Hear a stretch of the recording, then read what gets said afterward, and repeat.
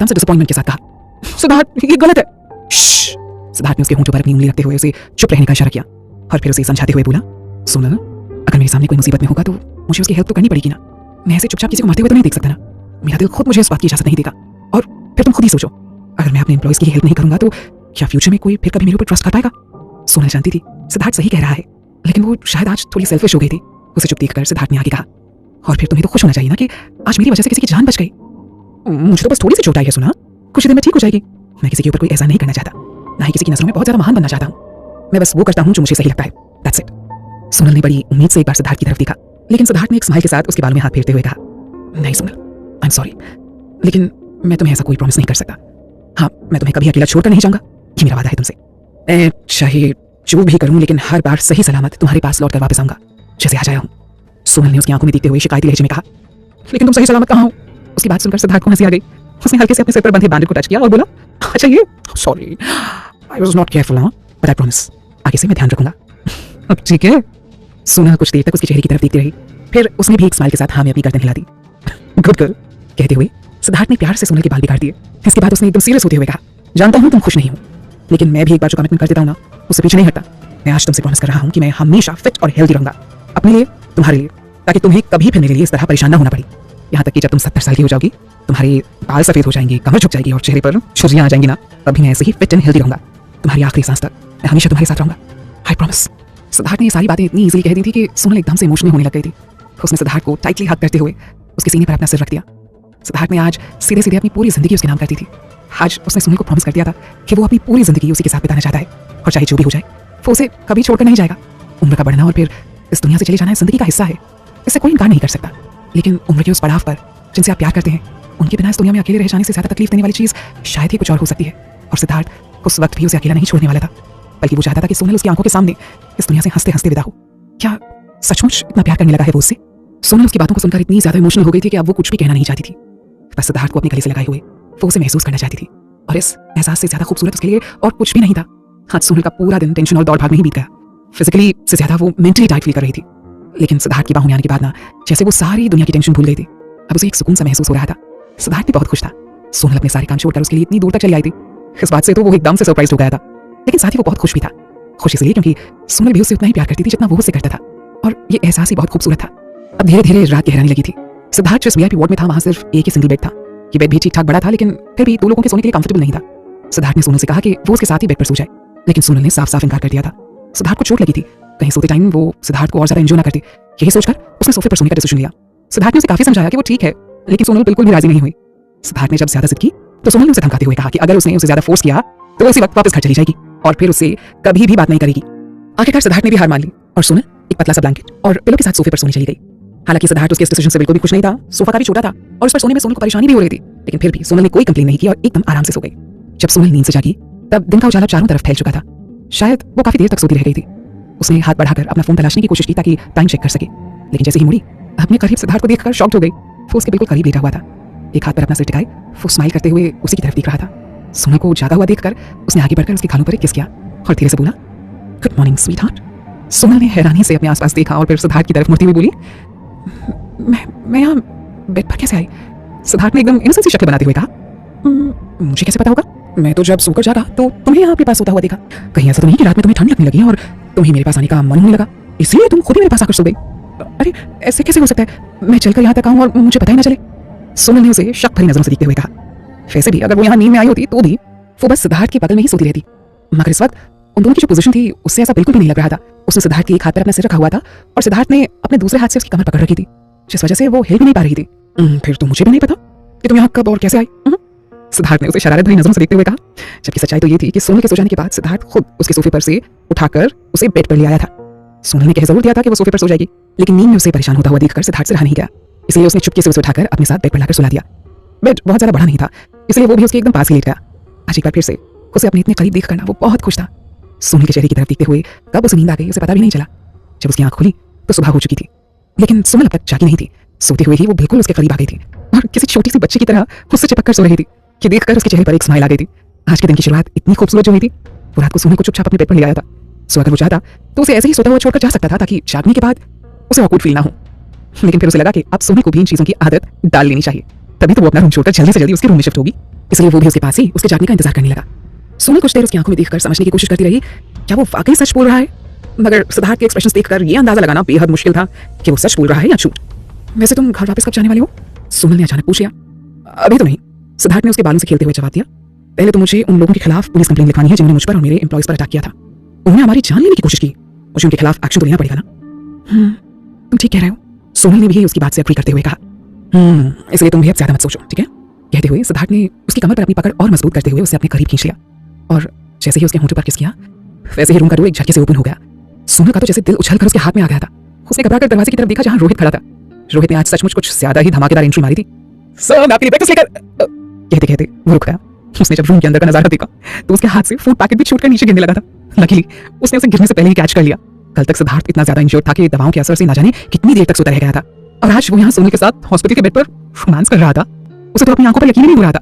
सिद्धार्थ ने जब देखा कि रोहित अब तक खड़ा उसकी तरफ देख रहा है तो वो गुस्से से चिल्लाया, What are you doing? Just get out! Siddharth की गुस्से से भरी आवाज सुनकर रोहित तुरंत होश में आ गया। बिना एक भी सेकंड गवाए वो तुरंत दरवाजे से बाहर निकल गया। जाते जाते उसने दरवाजा भी बंद कर दिया। सोनल का दिल अब तक सुकून से धड़क रहा था। रोहित के शॉकिंग रिएक्शन को याद करके वो और भी ज्यादा एम्बैरेस्ड हो रही थी। उसने सिद्धार्थ को खुद से दूर करने की कोशिश करते हुए कहा, सिद्धार्थ देर हो रही है, जल्दी से रेडी होकर ब्रेकफास्ट कर लो प्लीज। लेकिन सिद्धार्थ ने उसे दूर जाने का कोई भी मौका नहीं दिया और उसे वापस अपने करीब खींचते हुए बोला, ओके पर पहले मुझे तुम्हारी एक प्यारी सी किस चाहिए। सोनल ने परेशान होते हुए कहा, सिद्धार्थ रोहित बाहर खड़ा है, वो क्या सोचेगा हमारे बारे में, छोड़ मुझे। सिद्धार्थ ने लापरवाही से जवाब दिया, उसकी टेंशन तुम मत लो, वो अब अंदर नहीं आने वाला है, चलो अब जल्दी से मुझे एक गुड मॉर्निंग किस दे दो, चलो चलो चलो। सिद्धार्थ बिना किस लिए उसे छोड़ने वाला तो नहीं था, सो सोनल ने मजबूरी में दरवाजे की तरफ एक नजर डाली और फिर जल्दी से सिद्धार्थ के गालों पर एक लाइट से किस कर दी। वो उससे अलग हो पाती उससे पहले ही सिद्धार्थ ने उसके चेहरे को अपने दोनों हाथों में भरते हुए उसके होंठों पर किस कर लिया। सोनल सिद्धार्थ के इस बोल्ड एक्शन से एकदम से शॉक रह गई थी। अब मैं क्या करूं, मेरा ब्रेकफास्ट करने का मूड ही नहीं है। सिद्धार्थ ने परेशान नजरों से उसकी तरफ देखते हुए कहा। अभी अभी सिद्धार्थ ने जो किया था उसके बाद सोनल की उसकी तरफ देखने तक की हिम्मत नहीं हो रही थी। उसने अपनी नजरें झुकाई हुई धीरे से पूछा, क्यों ब्रेकफास्ट का मूड क्यों नहीं है तुम्हारा? इतनी टेस्टी चीज खाने के बाद ब्रेकफास्ट खाने का किसका मन होगा? सिद्धार्थ ने एकदम सीरियस होते हुए कहा। लेकिन उसका जवाब सुनकर सोनल का पूरा चेहरा शर्म से लाल हो गया था। उसने कभी नहीं सोचा था कि सिद्धार्थ ने कभी उससे इतनी रोमांटिक बातें कर सकता है। यू सच अ पावट। कहते हुए सोनल ने उसे हल्के से धक्का देते हुए खुद को छुड़ा लिया और बाथरूम की तरफ भाग गई। उसे शर्माता देखकर सिद्धार्थ को हंसी आ रही थी। फ्रेश होने के बाद सिद्धार्थ ने रोहित को कॉल करके ब्रेकफास्ट अंदर लाने को कहा। सोनल काफी हड़बड़ी में जल्दी जल्दी ब्रेकफास्ट कर रही थी। ये देखकर सिद्धार्थ को थोड़ा अजीब सा भी लगा। ऐसे क्यों खा रही हो तुम? मैं तुम्हारे हिस्से का ब्रेकफास्ट छीन कर खा नहीं जाऊंगा, आराम से खाओ। नहीं एक्चुअली मुझे इसी वक्त वापस जाना है। सोनल ने जल्दी जल्दी सैंडविच चबाते हुए कहा। कल तो सिद्धार्थ के एक्सीडेंट की खबर सुनकर वो बिना कुछ सोचे समझे यहाँ चली आई थी। इन सब में ऑलरेडी उसका एक दिन बर्बाद हो चुका था। अब उसके पास खुद को बेगुनाह साबित करने के लिए सिर्फ एक दिन ही बचा था, इसलिए वो जल्दी से जल्दी वापस जाना चाहती थी। तुम अकेले जाना चाहती हो? यार मुझे भी तो वापस जाना ही है, हम साथ में भी तो जा सकते हैं ना? सिद्धार्थ ने एकदम से सरप्राइज होते हुए उसकी तरफ देखकर कहा। ये सुनकर सोनल के चेहरे की परेशानी थोड़ी और गहरा गई थी, लेकिन फिर उसने झट से खुद को संभाल लिया। उसने हल्के से मुस्कुराते हुए कहा, सिद्धार्थ मुझे अपनी जॉब के लिए भी तो जाना होगा ना? सिद्धार्थ ने अब थोड़ी नाराजगी जाहिर करते हुए कहा, अपने ऑफिस में कॉल करके कह दो कि तुम 2 दिन की छुट्टी पर हो, ठीक है? बिल्कुल नहीं, सोनल ने बेध्यानी में थोड़ी तेज आवाज में कहा। सिद्धार्थ ने चौंक कर उसकी तरफ देखा। तब सोनल को अपनी गलती का एहसास हुआ। उसने तुरंत अपनी गलती सुधार ली और सिद्धार्थ को समझाते हुए बोली, सिद्धार्थ मैंने तुम्हें बताया था ना, फैशन हब एक बहुत जल्द एक फैशन शो ऑर्गेनाइज करने जा रहा है। उसमें अब सिर्फ 4 दिन ही बचे हैं। वहाँ के सारे स्टाफ मेंबर्स इस वक्त बहुत ज्यादा बिजी हैं। ऐसे में मैं छुट्टी कैसे ले सकती हूँ? और फिर तुम कैसे कह सकती हो कि तुम्हारा यहाँ काम आज खत्म हो जाएगा? अगर तुम्हें और ज्यादा वक्त लग गया तो इसलिए मेरा पहले चले जाना ही बेहतर होगा ना। तो तुम अपना काम खत्म करके आराम से वापस आना, ओके? सिद्धार्थ कुछ पलों तक तो उसकी आंखों में देखता रहा, फिर मुस्कुराकर उसने भी हाँ में अपनी गर्दन हिला दी। Okay as you wish. अब वैसे भी अब तुम डिजाइनर बन गई हो, वो लोग तुमसे बहुत ज्यादा काम तो नहीं करवाते ना? सोनल ने तुरंत उसे अश्योर करते हुए जवाब दिया, बिल्कुल नहीं, फैशन हब के सारे स्टाफ मेंबर्स बहुत ही सपोर्टिव और फ्रेंडली हैं। वो लोग तो मुझे हर तरीके से हेल्प करते रहते हैं और फिर मुझे पर्सनली ये काम बहुत पसंद है, so it's good no. Okay, Siddharth ने अब प्यार से उसकी गाल थपथपाते हुए जवाब दिया। सोनल को अचानक कुछ याद आया। उसने थोड़ा हिचकिचाते हुए पूछा, सिद्धार्थ मुझे तुमसे कुछ पूछना था। अब सुनो, सीसीटीवी फुटेज अगर एक बार डिलीट हो जाए तो क्या उसे रिकवर किया जा सकता है? उसकी बात सुनकर खाते हुए सिद्धार्थ के हाथ रुक गए। उसने शक भरी नजरों से सोनल की तरफ देखते हुए पूछा, और ये बात तुम क्यों पूछ रही हो? सोनल उसके सवाल को सुनकर एकदम हड़बड़ा गई। मैं वो बस ऐसे ही, अभी कुछ दिन पहले टीवी में एक न्यूज़ देखी थी ना, उसमें क्रिमिनल ने सारे सीसीटीवी फुटेजेस डिलीट कर दिए थे। अब बस इसलिए मैं पूछ रही थी। सिद्धार्थ ने एक बार गौर से उसकी तरफ देखा और बोला, मैं अगले 2 दिनों तक यहीं रहने वाला हूँ। रोहित तुम्हें एयरपोर्ट तक छोड़ देगा, ठीक है? ओके। कहते हुए सोनल अपनी चेयर से उठ गई। लेकिन जब जाने का वक्त आया तो सिद्धार्थ जबरदस्ती खुद भी उसके साथ उसे एयरपोर्ट तक छोड़ने चला गया। अपनी इंजरी की वजह से वो गाड़ी से बाहर नहीं आया। रोहित सोनल को लेकर टिकट चेकिंग के लिए चला गया। जब वो वापस आया तो सिद्धार्थ वहीं गाड़ी में उसका इंतजार कर रहा था। तुम्हें मेरे साथ वापस आने की जरूरत नहीं है, मैं खुद ड्राइव करके हॉस्पिटल चला जाऊंगा। तुम इसी वक्त नेक्स्ट फ्लाइट लेकर वापस चले जाओ। पिछले 2 दिनों में सोनल के साथ क्या क्या हुआ है उसकी पूरी डिटेल्स मुझे जितनी जल्दी हो सके भेज दो। Okay sir. कहते हुए रोहित वापस टिकट काउंटर की तरफ बढ़ गया। जैसे ही सोनल की फ्लाइट लैंड हुई, सोनल ने जल्दी से अपना फोन ऑन कर लिया। उसने सबसे पहले सिद्धार्थ को एक मैसेज सेंड किया कि उसकी फ्लाइट लैंड हो गई है। इसके बाद उसने पायल का नंबर डायल कर दिया। अगर कोई और दिन होता तो वो शायद पायल को कॉल करने की सोचती भी नहीं, लेकिन अभी प्लेन में बैठे बैठे अचानक उसे पायल के मैसेज का ध्यान आया। उसने मैसेज में उसे धमकी देते हुए कहा था कि वो उसकी सारी खुशियों को बर्बाद कर देगी। इस मैसेज के चंद घंटों के अंदर ही वाकई उसकी मुश्किलें शुरू हो गई थी। रेडी टू स्टाइल वालों ने भी अपने थैंक यू मैसेज में किसी मिस मेहता का नाम लिया था। कहीं ये मिस मेहता पायल ही तो नहीं है? हालांकि सिर्फ एक मैसेज के दम पर पायल के ऊपर शक करना बेवकूफी थी, लेकिन सोनल के पास वक्त कम था और ऐसे में वो किसी भी पॉइंट को छोड़ना नहीं चाहती थी। अगर उसे खुद को बेगुनाह साबित करना है तो उसे हर छोटी से छोटी बात को अपने शक के दायरे में लेकर चलना होगा। इन सब में पायल का हाथ है या नहीं, इस बात को क्लियर करने के लिए उसका पायल से बात करना बेहद जरूरी था। 2-3 रिंग जाने के बाद ही पायल ने कॉल रिसीव कर लिया। सोनल कुछ बोल पाती उससे पहले ही दूसरी तरफ से पायल ने टॉन्ट मारते हुए कहा, ओह माय गॉड, देखो तो सही किसने मुझे कॉल किया है। मेहता ग्रुप ऑफ इंडस्ट्रीज की मालकिन और बिजनेस टाइकून सिद्धार्थ रॉय कपूर की गर्लफ्रेंड सोनल मेहता मुझे कॉल कर रही है। I mean, I can't believe this. Are you out of your mind? Why are you calling me? Sonal ने उसकी सारी बात सुनी और पलटकर कोई जवाब नहीं दिया। उसने बिल्कुल शांति से जवाब दिया, पायल मुझे तुमसे कुछ इंपॉर्टेंट बात करनी है। लेकिन पायल के ऊपर कोई असर नहीं हुआ। वो अब भी वैसे ही तंज कसते हुए बोली, इंपॉर्टेंट बात करनी है वो भी मुझसे? इतना कहकर वो एकदम से ठहाका मारकर हंसने लगी। क्यों, तुम्हारे आशिक ने मुझे किसी मूवी में रोल दिलवाने का डिसीजन लिया है क्या, जिसकी गुड न्यूज़ तुम मुझे सुनाना चाहती हो? सोनल ने गहरी सांस लेते हुए कहा, नहीं ऐसा कुछ नहीं है। पायल ने सरप्राइज होने की एक्टिंग करते हुए कहा, रियली? और तुमने तो मेरा दिल तोड़ दिया सोनल। सोनल अब तक तो उसके इस बिहेवियर से उकता चुकी थी, सो उसने अब थोड़ी सख्त आवाज में कहा, पायल मुझे तुमसे कुछ इंपॉर्टेंट बात करनी है, so can you please be a little serious? Payal ने भी अब गुस्से में आकर उसे जवाब देते हुए कहा, हो रियली? लेकिन मैं तो ऐसे ही बात करती हूँ, अगर तुम्हें बुरा लग रहा है तो तुम फोन रख सकती हो। उसकी बात सुनकर सोनल घबरा गई, कहीं पायल सचमुच ही कॉल डिस्कनेक्ट न कर दे। उसने तुरंत उसे रोकते हुए कहा, रुको पायल, फोन मत काटना, फोन मत रखना, मुझे सचमुच तुमसे कुछ इंपॉर्टेंट बात करनी है। उसकी बेचैनी को महसूस करके अब पायल भी थोड़ी सीरियस हो गई थी।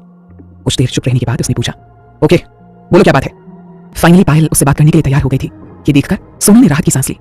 पायल, उस दिन रेस्टोरेंट के बाहर तुम, सोनल ने कुछ कहने की कोशिश की लेकिन पायल ने अचानक उसकी बात बीच में ही काट दी। आई थिंक तुम्हें मुझसे कुछ बहुत ही इंपॉर्टेंट बात करनी है, राइट? एक काम करते हैं, कहीं बाहर मिलकर बात करते हैं। बाहर? सोनल ने एकदम से चौंकते हुए पूछा। उसके अंकल की फैमिली ने उसे हर बार जिस तरीके से ट्रैप करने की कोशिश की थी, उसके बाद उसका दिल उसे इस बात की इजाजत नहीं दे रहा था कि वो पायल से कहीं पर भी अकेले में मिलने के लिए जाए। पायल ने एक बार फिर से उसे टॉन्ट करते हुए कहा, क्यों, कितना डर क्यों है मुझसे? डोंट वरी, मैं तुम्हें खा नहीं जाऊंगी। एनीवेज, अगर तुम्हें मुझसे बात करनी है तो तुम्हें मुझसे मिलना होगा, और मैं ऐसे में तुमसे अकेले मिलने नहीं आ सकती। नमन भी वहां हमारे साथ होगा। अगर तुम्हें कोई प्रॉब्लम नहीं है तो मैं आ जाऊंगी। सोनल ने कुछ पल इस बारे में सोचा। वैसे तो उसे ये सब कुछ ठीक नहीं लग रहा था, लेकिन फिर उसे लगा कि पब्लिक प्लेस पर उनसे मिलने में हर्षी क्या है। ओके ओके, उसने पायल की कंडीशन को एक्सेप्ट करते हुए कहा। पायल के फेस पर उसकी बात सुनकर स्माइल आ गई थी। Okay then call him. Sonal उसकी बात सुनकर बुरी तरह चौंक गई। What, why should I call him? तुम चाहती हो ना कि जब तुम मुझसे मिलने आओ तो वो तुम्हारे साथ रहे? वो तुम्हारा फियांसे है और तुम्हारे बच्चे का फादर भी, तो तुम खुद उसे कॉल करके अपने साथ आने को क्यों नहीं कहती? पायल ने अब झल्लाते हुए कहा, फालतू के सवाल करने की आदत गई नहीं ना अभी तक तुम्हारी। जैसा मैं कह रही हूँ चुपचाप वैसा ही करो, समझी तुम? सोनल भी अब तक समझ गई थी कि पायल नमन के करीब आने के लिए उसे यूज करने की कोशिश कर रही है, लेकिन अगर उसे पायल से बात करनी थी तो उसकी बात मानने के अलावा उसके पास और कोई चारा भी नहीं था।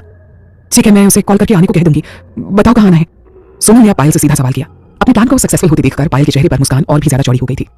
उसी रेस्टोरेंट में जहां हम पिछली बार मिले थे, मैं 1 घंटे में वहां पहुंच जाऊंगी। ओके फाइन, मैं आ रही हूँ, कहते हुए सोनल ने कॉल डिस्कनेक्ट कर दिया। सोनल एयरपोर्ट से ही एक टैक्सी लेकर उस रेस्टोरेंट की तरफ निकल गई जहां पायल ने उसे मिलने के लिए बुलाया था। रास्ते में ही उसने नमन को भी कॉल कर दिया था। नमन तो उसका कॉल देखकर एकदम से सरप्राइज हो गया था, लेकिन सोनल ने उसे जो कुछ बताया उसे सुनकर वो भी समझ गया था कि पायल ने जानबूझकर उसे अपने पास बुलाने के लिए सोनल का यूज किया है। लेकिन फिर भी उसने इस बात की भी परवाह नहीं की। वो इस वक्त एक इंपॉर्टेंट क्लाइंट के साथ बिजी था, लेकिन सब कुछ छोड़कर वो तुरंत उसी वक्त सोनल से मिलने के लिए रेस्टोरेंट की तरफ निकल गया। सोनल जब रेस्टोरेंट में पहुंची तो वहां नमन और पायल दोनों ही नहीं आए थे। उसने अपने लिए खाली टेबल खोजा और चुपचाप वहां बैठकर उन दोनों का वेट करने लगी। उसे ज्यादा इंतजार नहीं करना पड़ा। मुश्किल से 5 मिनट के अंदर ही नमन भी वहां पहुंच गया था। सोनल को वहां अकेले बैठे देखकर उसके फेस पर स्माइल आ गई थी। वो फौरन आकर उसके ऑपोजिट वाली चेयर पर बैठ गया। हालांकि उसकी अब भी समझ में नहीं आ रहा था कि उससे बात की शुरुआत कैसे करे। कुछ देर के इंतजार के बाद उसने आखिरकार चुप्पी तोड़ते हुए कहा, मुझे उम्मीद नहीं थी कि तुम कभी मुझसे बात भी करोगी। सोनल ने अपनी नजरें नहीं उठाई। अपने सामने पड़ी कॉफी के मग को देखते हुए उसने कहा, अगर मेरे बस में होता तो मैं आज भी तुमसे बात नहीं करती नमन। नमन के परेशान से चेहरे पर एक स्माइल आ गई थी, जैसे वो खुद पर ही हंस रहा हो। आई नो, सब मेरी ही गलती है। तुम अपनी जगह बिल्कुल सही हो। सोनल खामोशी से रेस्टोरेंट के एंट्रेंस की तरफ देखती रही। उसे नमन से बात करने में वैसे भी कोई इंटरेस्ट नहीं था। नमन ने एक बार फिर उससे बात करने की कोशिश करते हुए कहा, बाय द वे, मैंने सुना है कि तुम्हें मेहता ग्रुप ऑफ इंडस्ट्रीज की ओनरशिप वापस मिल गई है और साथ ही तुम्हें घर भी वापस मिल गया है, सो कंग्रेचुलेशंस। उसकी बात सुनकर सोनल को हंसी आ गई। अब उसने फाइनली नमन की तरफ देखते हुए कहा, ओह रियली? हाँ, तुम मुझे कंग्रेचुलेट कर रहे हो नमन? मुझसे मेरा सब कुछ छीनने वाले भी तो तुम ही थे ना? सोनल, मैं आई एम सॉरी। नमन बड़ी मुश्किल से बस इतना ही कह पाया। सोनल के किसी सवाल का जवाब देने की अब उसके अंदर हिम्मत नहीं थी। पास्ट में जो गलतियां उसने की थी उनकी वजह से वो आज भी सोनल से नजर मिलाकर ठीक से बात तक नहीं कर पा रहा था। सोनल ने अब एकदम सीरियस होकर उसकी तरफ देखते हुए कहा, नमन मेरी बात ध्यान से सुनो। वैसे तो मुझे ना पायल में और ना ही तुम्हें कोई दिलचस्पी है। तुम दोनों अपनी लाइफ में क्या करते हो और क्या नहीं, that's none of my business. लेकिन मैं पायल से चाहे कितनी भी नफरत कर लूंगा, लेकिन इस बात से इनकार नहीं कर सकती कि वो मेरी बहन है। हम तीनों साथ में पड़े हुए हैं और एक दूसरे को बहुत अच्छे से जानते हैं और समझते हैं। अब पायल तुम्हारे बच्चे की मां बनने वाली है। भले ही पायल ने कभी मुझे अपनी बहन की तरह ट्रीट नहीं किया, लेकिन वो तुमसे सच्चा प्यार करती है। आई होप तुम भी उसे उतना ही प्यार दोगे जितना वो तुमसे करती है। अपनी बात पूरी करने के बाद सोनल को लगा कि शायद उसने कुछ ज्यादा ही एक्सपेक्टेशंस कर ली हैं, लेकिन जैसा कि उसने नमन से कहा था, उसने तो हमेशा से ही पायल को अपनी बहन माना था। वो चाहे उससे कितनी भी नफरत क्यों ना कर ले, लेकिन वो हमेशा उसकी बहन ही रहेगी। और उससे भी बड़ी बात ये थी कि नमन और पायल ने मिलकर उसे धोखा दिया था। उसी की वजह से वो सिद्धार्थ से मिल पाई थी, जो इस दुनिया में उससे सबसे ज्यादा प्यार करता था, और वो इस बात के लिए खुद को बहुत लकी मानती थी। नमन उसकी बात सुनकर शॉक्ड हो गया था। उसने सोनल की तरफ ऐसे देखा मानो वो डिसाइड नहीं कर पा रहा हो कि सोनल को क्या जवाब दे। थोड़ी देर बाद उसने बोलना शुरू किया, सोनल, मैं जानता हूं मैंने तुम्हारे साथ बहुत गलत किया है, और इस बात के लिए मैं दिल से तुमसे माफी भी मांगता हूं। अगर तुम यही चाहती हो तो ठीक है। मैं नमन की बात पूरी होने से पहले ही रेस्टोरेंट का दरवाजा खुला और वहां पायल की आवाज गूंजी, नमन बेबी तुम आ गए। डिसअपॉइंटमेंट से भरकर नमन ने अपनी आंखें बंद कर ली। पायल के इंतजार में सोनल का पहले ही बहुत वक्त बर्बाद हो चुका था, इसलिए उसके आते ही वो तुरंत अपनी जगह से उठकर खड़ी हो गई। उसने पायल की तरफ देखते हुए पूछा, मैं वॉशरूम जा रही थी, तुम्हें मेरे साथ आना है? पायल भी तुरंत समझ गई कि सोनल नमन के सामने उससे अपनी बात नहीं कहना चाहती थी, सो उसने भी तुरंत जवाब दिया, शो मैं भी तुम्हारे साथ चलती हूँ। वो दोनों नमन के सामने से निकलकर रेस्टोरेंट के अंदर चली गई। हालांकि वॉशरूम जाने की बजाय वो दोनों रेस्टोरेंट के अंदर वाले हिस्से में जाकर रुक गई। यहाँ पर नमन उन्हें देख नहीं सकता था, साथ ही यहाँ आसपास भी कोई नहीं था। सोनल उससे मिलने के लिए अकेले जरूर आई थी, लेकिन वो काफी केयरफुल थी। पिछले कुछ दिनों में उसे जिन मुश्किलों से होकर गुजरना पड़ा था, उसके बाद वो हर कदम संभाल कर रखना सीख गई थी। भले ही आज उसने पायल को खुद कॉल करके यहाँ बुलाया था, लेकिन उसके बावजूद वो एकदम सतर्क थी। सोनल ने एक बार चारों तरफ नजर डाली, कहीं कोई भी नहीं था जो उनकी बात सुन सके, लेकिन जिस एरिया में वो दोनों खड़े थे वहां सिक्योरिटी कैमरा जरूर लगे हुए थे। पायल ने भी अब ज्यादा वक्त बर्बाद ना करते हुए सोनल से सीधे सवाल किया, बोलो क्या बात करनी है मुझसे? सोनल ने अपना फोन निकालकर उसका मैसेज ओपन किया और फोन को उसके सामने करते हुए बोली, ये मैसेज तुमने ही भेजा था ना मुझे, क्या मतलब है इसका? पायल ने हैरानी से एक बार उस मैसेज को देखा और फिर एकदम से ठहाका मारकर हंसने लगी। इसके लिए सिर्फ इस मैसेज के लिए तुमने मुझे यहां तक बुला लिया? I don't believe this. उस वक्त ना मुझे तुम पर बहुत गुस्सा आ रहा था, सो मैंने बस गुस्से में तुम्हें मैसेज भेज दिया था। इतना कहकर पायल एक पल को रुकी और फिर एक इविल स्माइल के साथ उसे देखती हुई बोली, कहीं मेरी बात सच तो नहीं हो गई? तुम किसी प्रॉब्लम में हो, राइट? हाँ? सोनल ने फोन वापस अपने बैग में रखते हुए पूछा, रेडी टू स्टाइल के बारे में जानती हो? पायल ने अजीब सा चेहरा बनाते हुए पूछा, रेडी टू स्टाइल ये क्या है? सोनल ने अब शक भरी नजरों से उसे देखते हुए पूछा, तुम्हें सच में नहीं पता? उसे पायल की बातों पर यकीन नहीं था। वैसे भी पायल काफी अच्छी एक्ट्रेस थी। पायल ने अब एकदम से इरिटेट होते हुए कहा, देखो तुम्हें जो कहना है ना प्लीज साफ साफ कहो, यहाँ खड़े खड़े मैं वैसे बहुत थक गई हूँ। तुम्हें तो पता है ना मैं प्रेग्नेंट हूँ, इसलिए प्लीज मेरी और एनर्जी और टाइम बर्बाद मत करो, ठीक है? सोनल इतनी देर से पायल के चेहरे के एक्सप्रेशंस देख रही थी। उसे देखकर तो यही लग रहा था कि वो सच कह रही है। उसे थोड़ा अफसोस भी हुआ कि बेकार ही उसने पायल को यहाँ बुलाकर अपना और उसका दोनों का टाइम खराब किया। अब कुछ बोलोगी भी? पायल ने बोरियत से उसकी तरफ देखकर यही सांस लेते हुए कहा, यार अब तो मुझे पूरा यकीन हो गया है कि तुम सचमुच किसी प्रॉब्लम में हो, और अगर मैं सही हूं तो तुम्हारी ये प्रॉब्लम रेडी टू स्टाइल से रिलेटेड है। एम आई राइट? पायल ने अब एक स्माइल के साथ उसकी तरफ देखते हुए पूछा। सोनल ने उसकी बात का कोई जवाब नहीं दिया। ये देखकर पायल को हल्की सी हंसी आ गई। मुझे नहीं पता तुम मेरे पास क्यों आई हो, क्योंकि मुझे सचमुच रेडी टू स्टाइल के बारे में कुछ भी नहीं पता है। अगर तुम सिर्फ एक मैसेज के बेसिस पर मुझ पर शक कर रही हो तो मुझे सच में तुम्हारी सोच पर तरस आ रहा है। वैसे एक बात बताऊं? कहते हुए पायल ने झुककर सोनल की आंखों में देखते हुए नफरत से भरकर कहा, तुम्हें परेशान देखकर ना मुझे बहुत खुशी हो रही है सोनल मेहता। तुमने मुझे और मेरी पूरी फैमिली को बर्बाद करके रख दिया है। जो कुछ भी तुमने हमारे साथ किया है ना, ये सब उसी की सजा है। उसकी बात सुनकर सोनल को बेहद तेज गुस्सा आने लगा था, लेकिन वो कुछ कह पाती उससे पहले ही पीछे से नमन की आवाज आई, तुम दोनों यहाँ क्या कर रहे हो? सोनल और पायल ने चौंकते हुए पीछे मुड़कर देखा। वहां नमन खड़ा हैरानी से उन दोनों को देख रहा था। जब वो दोनों काफी देर तक वापस नहीं आई तो वो उन्हें खोजता हुआ खुद ही इस डायरेक्शन में आ गया था। पायल ने फौरन आगे बढ़कर उसकी बाहों में अपनी बाहें डाल दी और उसके कंधे से अपना सिर टिकाते हुए बोली, कुछ नहीं, हम दोनों बस यहाँ बातें कर रहे थे। पायल की टच करते ही नमन एकदम से अनकंफर्टेबल होने लगा था। उसने सोनल की तरफ नजर डाली। सोनल ने तुरंत अपनी नजरें उन दोनों की तरफ से फेर ली। नमन ने पायल के हाथों से अपना हाथ छुड़ाने की कोशिश की, लेकिन पायल ने मजबूती से उसका हाथ पकड़ रखा था। नमन चाहकर भी उसके ऊपर सख्ती नहीं दिखा सकता था। सोनल ने एक नजर उन दोनों की तरफ देखा और बोली, अब मुझे चलना चाहिए। नमन ने जब सोनल को जाते हुए देखा तो उसने एकदम से पैनिक होते हुए उसे रोकने की कोशिश की। सोनल वेट! पायल जानती थी नमन लंच के लिए सोनल को वहीं रोकना चाहता था, लेकिन उसने जानबूझकर कराते हुए अपनी बॉडी का पूरा बोझ नमन के ऊपर डाल दिया और उसके गले में अपनी बाहें डालते हुए बोली, नमन बेबी, मेरे पेट में दर्द हो रहा है, हाँ पानी पी लो। कहते हुए नमन ने उसकी तरफ पानी का ग्लास बढ़ा दिया। वो दोनों इस वक्त पायल के नए घर में थे, जिसे नमन ने उसे कुछ दिनों के लिए रेंट पर लेके दिया था। वो पायल के कहने पर उसके साथ यहाँ चला तो आया था, लेकिन वो उसके साथ बहुत ज्यादा खुश नहीं लग रहा था। हालांकि वो उसके साथ रूड भी बिहेव नहीं कर रहा था।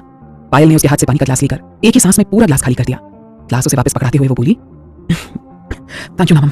नमन ने ग्लास सामने पड़े टेबल पर रखते हुए पूछा, आर यू श्योर तुम्हें हॉस्पिटल जाने की जरूरत नहीं है? अब नहीं, मैं ठीक हूँ। पायल ने उसे एक स्माइल देते हुए कहा, आई थिंक प्रेगनेंसी में थोड़ी बहुत प्रॉब्लम्स तो होती रहती है ना, मैं थोड़ा आराम करूंगी तो ठीक हो जाऊंगी। पायल के लिए ये तो बड़ी बात थी कि नमन उसके साथ यहाँ घर तक आया था।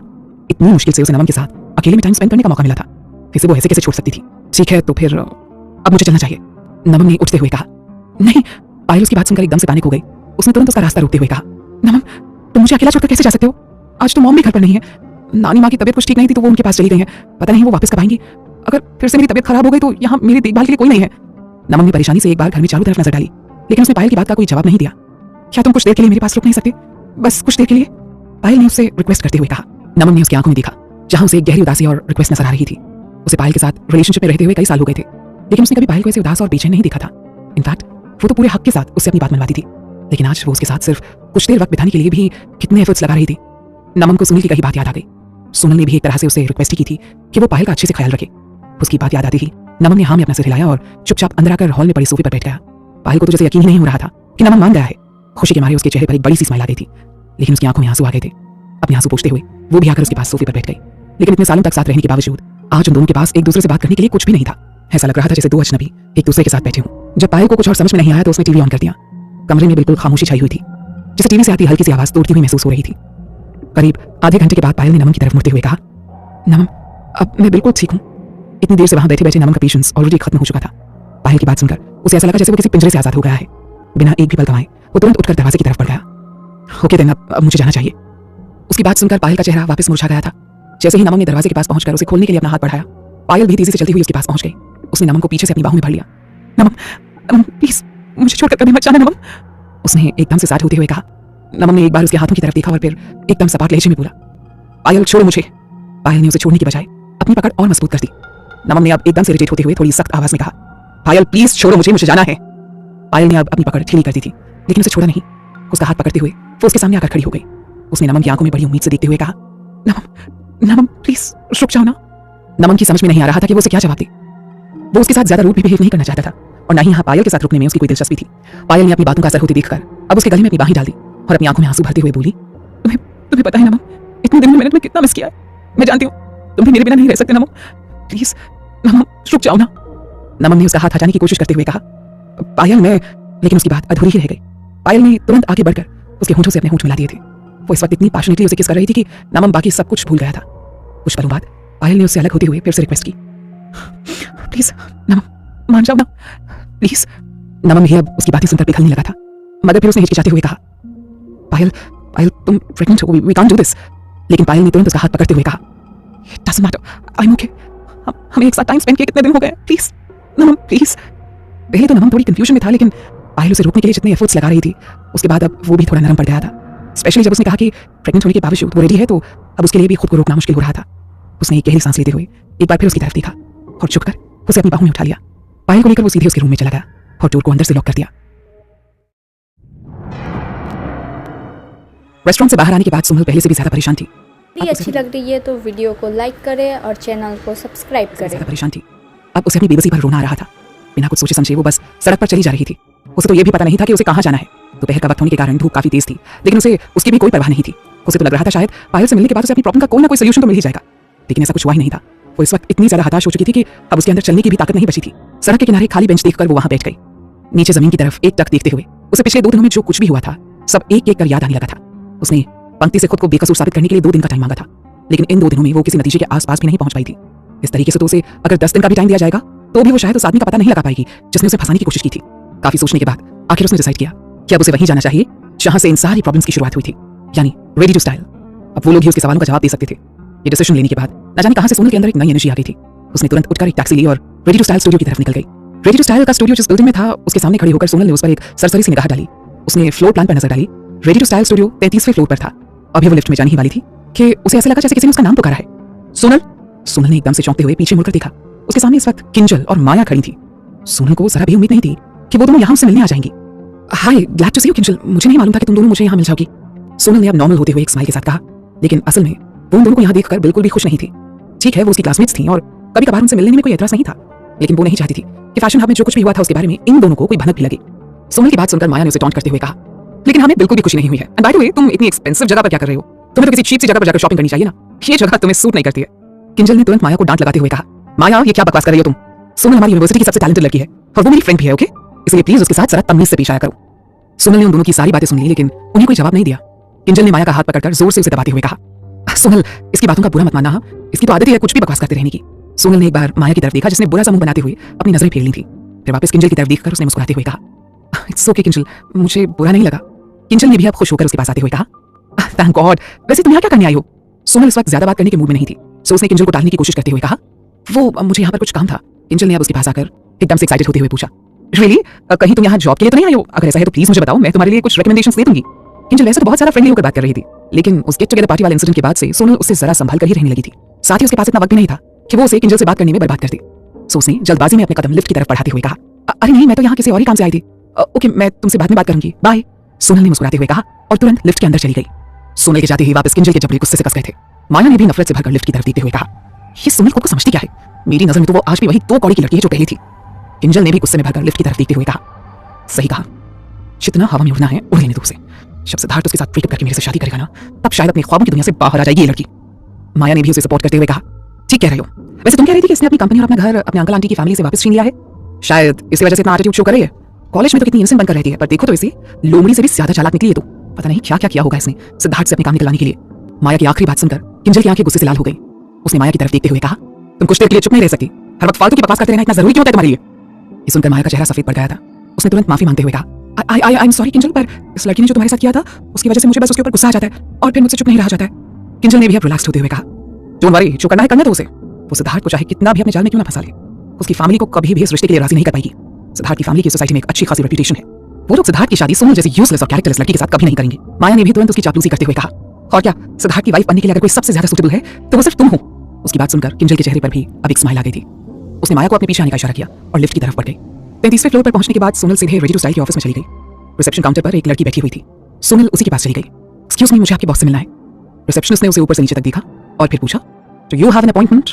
सोनल ने बेचैनी से जवाब दिया, नहीं, आप प्लीज उनसे कहिए कि उनसे मिलने। कहते कहते सोनल रुक गई। उसे वो वीडियो याद आ गया जिसमें रेडी टू स्टाइल का मैनेजर किसी मिस मेहता को थैंक यू कर रहा था। उसने तुरंत रिसेप्शनिस्ट की तरफ देखते हुए जवाब दिया, आप प्लीज उन्हें इन्फॉर्म कीजिए कि उनसे मिलने मिस मेहता ही हैं। रिसेप्शनिस्ट ने जब ये नाम सुना तो उसकी आंखें हैरानी से चौड़ी हो गई। उसने अपने सामने बड़ा फोन उठाते हुए कहा, ओके, आप वेट कीजिए, मैं एक बार उनसे बात करके कंफर्म कर लेती हूँ कि वो ऑफिस में है या नहीं। सोनल को उसकी बात अजीब लगी। उसने एक बार अपनी नजरें घुमाकर चारों तरफ देखा। फैशन हब के मुकाबले ये स्टूडियो बहुत ही छोटा था और यहाँ से बाहर आने जाने का सिर्फ एक ही रास्ता था जो इस रिसेप्शनिस्ट के सामने से होकर जाता था। अगर वो ऑफिस से बाहर गया होगा तो डेफिनेटली उसे इस बात का पता होना चाहिए था, लेकिन फिलहाल उसकी बात मानने के अलावा सोनल के पास और कोई ऑप्शन नहीं था। सो वो चुपचाप उसकी कॉन्फर्मेशन का वेट करने लगी। रिसेप्शनिस्ट ने कॉल पर कुछ 1 मिनट तक बात की और फिर फोन रख दिया। फिर उसने सोनल की तरफ देखते हुए अफसोस के साथ कहा, माफ कीजिएगा लेकिन वो आपसे इस वक्त नहीं मिल पाएंगे। पिछले कुछ दिनों से लगातार काम करने के कारण वो काफी थक गए थे। सो उन्होंने कुछ टाइम के लिए काम से ब्रेक लिया है। फिलहाल कुछ दिनों तक वो ऑफिस नहीं आने वाले हैं। सो आई एम सॉरी। इनडायरेक्टली वो सोनल को वहां से चले जाने के लिए कह रही थी। सोनल ने गहरी सांस लेते हुए एक बार रिसेप्शनिस्ट की तरफ देखा और फिर उसके सामने रखे हुए फोन की तरफ देखती हुई बोली, ओके, क्या आप मुझे उनका नंबर दे सकती हैं? मुझे उनसे बहुत इंपॉर्टेंट बात करनी है। रिसेप्शनिस्ट ने उसे भारी अफसोस के साथ देखते हुए कहा, आई एम सॉरी मैम, मुझे इसकी परमिशन नहीं है। इतना सुनने के बाद अब सोनल का खून गुस्से से उबलने लगा था। बिना एक भी पल का इंतजार किए वो सीधे मैनेजर के ऑफिस की तरफ बढ़ गई। रिसेप्शनिस्ट ने जब उसे अंदर जाते देखा तो घबराहट में अपनी चेयर छोड़कर वो भी उसके पीछे भागी। ओह हेलो, कहाँ जा रही हैं आप? वहां जाने की परमिशन किसी को नहीं है मैम। लेकिन सोनल ने रुकने की बजाय अपनी स्पीड और बढ़ा दी। वहां मौजूद सारे स्टाफ मेंबर्स और कस्टमर्स ने जब ये देखा तो अपना काम छोड़कर हैरानी से सोनल की तरफ देखने लगे। सोनल ने अपने रास्ते में आने वाले हर दरवाजे पर लगे नेम प्लेट को देखा और फाइनली उस दरवाजे तक पहुंच गई जिस पर मैनेजर लिखा हुआ था। बिना एक भी पल गंवाए उसने ऑफिस का डोर ओपन किया। वो भी देखना चाहती थी कि आखिर वो कौन है जो इस दरवाजे के पीछे छिपकर उसके खिलाफ साजिश कर रहा है। सोनल एक झटके से दरवाजा खोलते हुए ऑफिस के अंदर आ गई, लेकिन अनफॉर्चुनेटली वहां कोई भी नहीं था। तब तक रिसेप्शनिस्ट भी उसके पीछे पीछे अंदर तक आ गई थी। उसने गुस्से में सोनल की तरफ देखते हुए कहा, मैंने आपको बोला था ना अंदर कोई नहीं है, आप प्लीज इसी वक्त यहाँ से बाहर निकलिए वरना सिक्योरिटी को बुला लूंगी मैं। सोनल ने गुस्से से भरकर एक बार रिसेप्शनिस्ट की तरफ देखा और तेजी से वहां से बाहर निकल गई। रिसेप्शनिस्ट भी ऑफिस का डोर क्लोज करते हुए तेजी से उसके पीछे पीछे आ गई। उसे इस बात का भी डर था कि कहीं गुस्से में सोनल कोई उल्टी सीधी हरकत ना कर दी। वापस रिसेप्शन काउंटर के पास आती ही सोनल ने एक बार फिर से रिसेप्शनिस्ट की तरफ मुड़कर देखा जो उससे लगभग चिपक कर चल रही थी। उन्होंने तुम्हें कुछ बताया वो कब तक वापस आएंगे? रिसेप्शनिस्ट ने आप थोड़ी इरिटेशन शो करते हुए कहा, अभी तो बताया ना मैंने आपको, उन्होंने काम से ब्रेक लिया है, फिलहाल वो कुछ दिनों तक ऑफिस नहीं आने वाले हैं, आप प्लीज जाइए यहाँ से। ओके, सोनल ने कहा और जैसे ही जाने के लिए मुड़ी उसने स्टूडियो के एंट्रेंस से किंजल और माया को अंदर आते हुए देखा। सोनल को वहां खड़ा देखकर एक बार फिर से माया की आंखों में गुस्सा आने लगा था। तुम यहाँ भी आ गई? उसने चिढ़कर सोनल की तरफ देखते हुए कहा। सोनल के चेहरे पर इस वक्त डिसअपॉइंटमेंट साफ साफ नजर आ रही थी। ये देखकर माया ने अब जानबूझकर उसे और कुरेदते हुए पूछा, तुमने तो कहा था कि तुम यहाँ जॉब के लिए नहीं आए हो, तो फिर यहाँ स्टूडियो में क्या कर रही हो? जहां तक तुम्हें मैं जानती हूँ तुम्हें तो डिजाइनर कपड़े पहनने पसंद ही नहीं है। किंजल ने भी अंदर आते हुए कहा, सोनल तुम्हें भी यहीं आना था, मुझे बता दिया होता, मैं तुम्हारे साथ ही चली आती। रिसेप्शनिस्ट ने जब किंजल को अंदर आते हुए देखा तो तुरंत अपनी चेयर से उठकर खड़ी हो गई। उसने किंजल का वेलकम करते हुए कहा, किंजल मैडम आप यहाँ? सोनल ने कहा था कि जब भी आप यहाँ आए मैं आपका खास ख्याल रखूं, आप प्लीज मेरे साथ आइए। किंजल ने बोरियत से उसके ऊपर एक नजर डाली और फिर सीधे सोनल की तरफ मुड़ते हुए बोली, तुम्हें पता है सोनल, रेडी टू स्टाइल ने बहुत कम टाइम में काफी पॉपुलैरिटी हासिल कर ली है, तो मैं भी इस बार अपने कपड़े यहीं से डिजाइन करवाने वाली हूँ। अब तुम यहाँ आ ही गए हो तो तुम्हें कुछ ड्रेसेस ले लो। सोनल इस वक्त शॉपिंग के मूड में बिल्कुल भी नहीं थी। स्पेशली इस जगह के कपड़े तो वो बिल्कुल भी नहीं पहनने वाली थी जहाँ पर लोग ड्रेस डिजाइनिंग के नाम पर दूसरों के डिजाइन चोरी करके कपड़े तैयार करती थी। अब नो थैंक्स किंजल, पर मुझे कपड़े नहीं चाहिए। किंजल ने अब उसे थोड़ी हैरानी के साथ देखते हुए कहा, अब क्यों, क्या हुआ?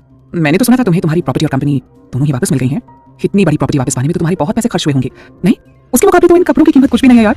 इतना कहकर किंजल ने उसे एक स्माइल देते हुए अपना स्टाइलिश पर्स खोलकर उसमें से अपना क्रेडिट कार्ड निकाल लिया और बोली, अब एक काम करो, मुझे बताओ तुम्हें कौन सी ड्रेस पसंद है, मैं ही तुम्हें आज वो ड्रेस खरीद कर गिफ्ट कर देती हूँ। सोनल इस वक्त बहुत ज्यादा परेशान थी। ऊपर से किंजल की बातें सुन सुनकर वो और भी ज्यादा इरिटेट हो रही थी। उसने अब झल्लाते हुए कहा, तुम्हें एक बार में समझ नहीं आता है क्या? मैंने कहा ना मुझे कुछ नहीं चाहिए, तुम्हें अपने लिए जो लेना है वो ले लो, मैं यहाँ से जा रही हूँ। इतना कहकर वो तेजी से वहां से बाहर निकल गई। उसके इस बिहेवियर से किंजल और माया दोनों ही एकदम से शॉक रह गई थी। सोनल को यहाँ से आखिरी उम्मीद थी, लेकिन अब वो भी टूट चुकी थी। अब उसका दिमाग एकदम से ब्लैंक हो गया था। वो रेडी टू स्टाइल में किसी को भी नहीं जानती थी। इसके बावजूद वहां के फैशन शो में न केवल फैशन हब के अनपब्लिश्ड डिजाइन शो किए गए थे, बल्कि उसमें सोनल के डिजाइन को भी शामिल कर लिया गया था।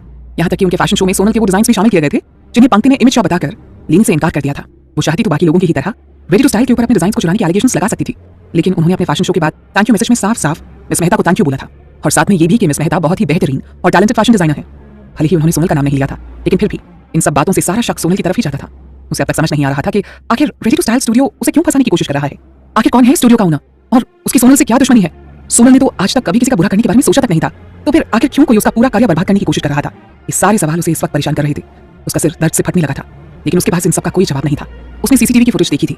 जैसे ही उसने लवली के केबिन के अंदर कदम रखा था, उसी वक्त वीडियो फुटेज एंड हो गई थी। वो अभी श्योर नहीं थी कि रिकॉर्डिंग्स में कुछ खराबी थी या फिर किसी ने जानबूझकर वो फुटेज डिलीट कर दी थी। बिल्डिंग से बाहर निकलने के बाद वो पैदल रोड पर ही चली जा रही थी। उसने सिद्धार्थ को भरोसा दिलाया था कि वो बाहर की दुनिया के चैलेंजेस खुद फेस करना चाहती है, ताकि वो अपने दम पर मुसीबतों से लड़ना सीख सके। लेकिन वो तो पहले स्टेप में ही खुद को हारा हुआ महसूस करने लगी थी। 2 दिन का वक्त था उसके पास, उसके बावजूद उसे उस आदमी का कोई क्लू नहीं मिला था जिसने उसे झूठे इल्जाम में फंसाने की कोशिश की थी। क्या सचमुच वो इन प्रॉब्लम्स को खुद अपने लेवल पर हैंडल कर पाएगी? आज एक बार फिर से उसे फील हो रहा था जैसे सिद्धार्थ की प्रोटेक्शन के बिना वो कुछ भी नहीं है। वो अपनी तरफ से हर मुमकिन कोशिश करके देख चुकी थी, लेकिन इस प्रॉब्लम का कहीं कोई सोल्यूशन उसके पास नहीं था। उसने अपना फोन निकालकर टाइम चेक किया। 3 बज चुके थे।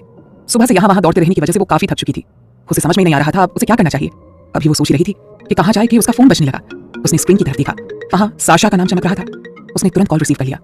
हेलो साशा, कुछ पता चला किसने किया है ये सब कुछ? सोनल ने बड़ी उम्मीद के साथ सवाल किया। सोनल, साशा ने एकदम बुझी हुई आवाज में जवाब दिया। सोनल, आई एम सॉरी, लेकिन हमें अभी तक इस बारे में कुछ भी पता नहीं चला है। सोनल उसका जवाब सुनकर और भी हताश हो गई थी। दूसरी तरफ से साशा की आवाज आई। तुम्हें कुछ पता चला? नहीं, सोनल ने जवाब दिया। अगर उसे कुछ भी पता होता तो वो अब तक जाकर पंक्ति को इस बारे में बता चुकी होती। डोंट वरी सोनल, एक बार अच्छे से सोचने की कोशिश करो, शायद कुछ याद आ जाए। लेकिन कहते कहते साशा रुक गई। सोनल ने चौंकते हुए पूछा, लेकिन क्या? साशा ने हिचकिचाते हुए कहा, सोनल, मैं तुम्हें बताना तो नहीं चाहती थी, लेकिन यहाँ एक प्रॉब्लम हो गई है। फोन पर साशा एकदम धीमी आवाज में बात कर रही थी। शायद उसने सबसे छिपकर सोनल को कॉल किया था। वो अभी अभी करण यहाँ आया है। ऐसा लग रहा है जैसे वो तुम्हारे लिए पंक्ति से झगड़ा कर रहा है। पंक्ति बहुत ज्यादा नाराज है। व्हाट? सोनल ये सुनकर एकदम से शॉक हो गई थी। अरे करण भी ना, क्या जरूरत थी इसे ये सब करने की? ओह गॉड। सोनल ने एकदम से परेशान होते हुए कहा, उसने कल ही करण को मना कर दिया था कि वो उसकी हेल्प नहीं लेना चाहती है। इसके बावजूद उसने पंक्ति से झगड़ा किया। साशा ने अब हल्की सी हंसी के साथ कहा, तुम सच में बहुत लकी हो कि करण तुम्हारी इतनी फिक्र करता है। लेकिन सोनल इस वक्त सच में बहुत परेशान थी। उसने साशा की बात को इग्नोर करते हुए पूछा, सुनो, करण को वहां आए हुए कितनी देर हो गई है? साशा ने भी तुरंत सीरियस होते हुए जवाब दिया, बस अभी कुछ ही देर पहले वो यहाँ आया है। ओके, मैं बस पहुंच रही हूँ वहां। कहते हुए सोनल ने कॉल डिस्कनेक्ट कर दिया। पंक्ति और बाकी के स्टाफ मेंबर्स पहले ही उससे काफी नाराज थे। अब करण ने वहां जाकर जो सीन क्रिएट किया था, उसके बाद तो पंक्ति डेफिनेटली और भी ज्यादा नाराज होगी। उसे वहां जाकर सारी मिसअंडरस्टैंडिंग्स क्लियर करनी होगी। इसके अलावा अब उसकी एक आखिरी उम्मीद उन्हीं सीसीटीवी फुटेज से नजर आ रही थी। उस रात जब उसने वो फुटेज देखे थे, तब वो बहुत ज्यादा घबराई हुई थी, इसलिए उसने उन फुटेज को ठीक से नोटिस नहीं किया था। अब ठंडे दिमाग से एक बार उन सारी फुटेज को देखने के बाद शायद उन्हीं से कोई क्लू मिल जाए, ये सोचकर उसने टैक्सी ली और सीधे फैशन हब की तरफ निकल गई। सोनल ने जैसे ही फैशन हब के अंदर कदम